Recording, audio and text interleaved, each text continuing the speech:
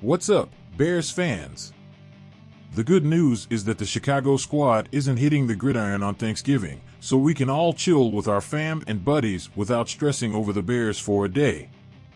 Now, it might not seem like there's a ton to be grateful for with our struggling 3-8 Bears team, but we've dug deep and found a few silver linings, whether it's living in the moment or setting our sights on the future.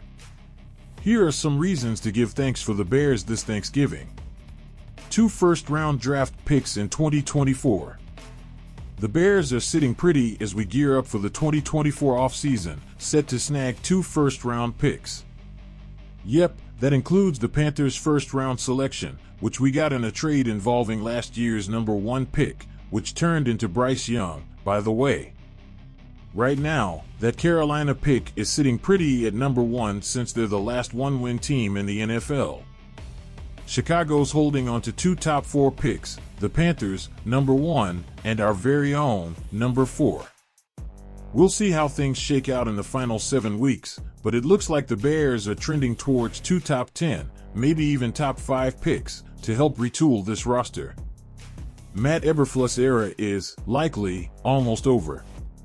Let's be real, there's a solid case to be made that Matt Eberflus is the absolute worst head coach in franchise history, although Mark Trestman might want to have a chat. The Bears have been a hot mess since he took over as head honcho in January 2022. Eberflus has a dismal 6-22 record as head coach, hasn't beaten a single NFC North team, 0-9, and is running one of the league's crummiest defenses over the past 2 years. And let's not forget, Eberflus has overseen 2 record-breaking losing streaks, a brutal 14-game regular season skid, finally snapped in Week 5 this season, and a painful 10-game losing streak at home, broken in Week 7. Eberflus has been less than forthcoming, often looks like he's drowning, and just isn't the kind of head coach this team needs to thrive in the NFL.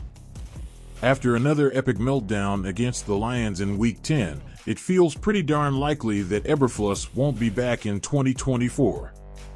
Young talent on the roster. Chicago might be headed for another losing season, but it ain't for a lack of talent on the squad. We've got some young guns on board who could be holding down their positions for the long haul. Starting with right tackle Darnell Wright, who's been balling out in his rookie season and looks like the real deal. Other draft picks who've been turning heads this season include defensive tackles Gervon Dexter and Zach Pickens, as well as cornerbacks Tariq Stevenson and Terrell Smith.